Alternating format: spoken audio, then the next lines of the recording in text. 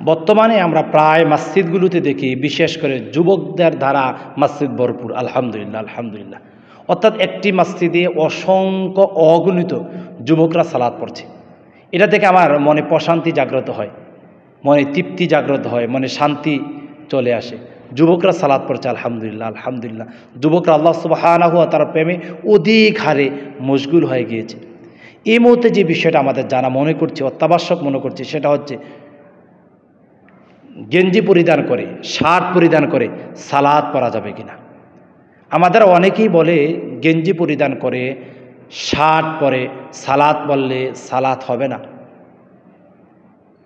কোনো ব্যক্তি যদি গেঞ্জি পরিধান করে অথবা শার্ট পরে যদি সালাত যদি পড়ে, তাহলে তার অবশ্যই সালাত আদায় হবে, তাতে কোনো সমস্যা নেই।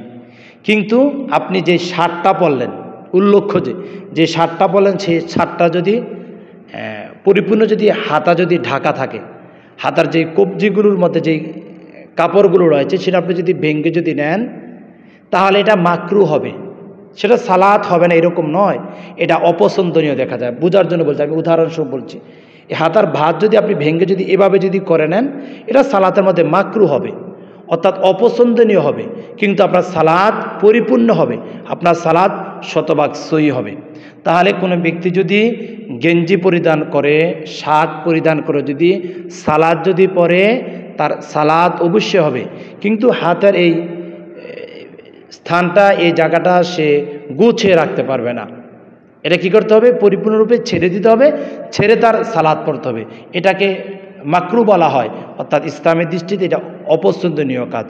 আল্লাহ তাআলা আমাদের সবাইকে সালাত আদায় করার, প্রতিটি হুকুম, প্রতিটি আহকাম, প্রতিটি বিধিবিধানগুলো মেনে সালাত আদায় করার ডিসিপ্লিন জেনে সালাত পড়ার তৌফিক দান করুক। আল্লাহুম্মা আমিন।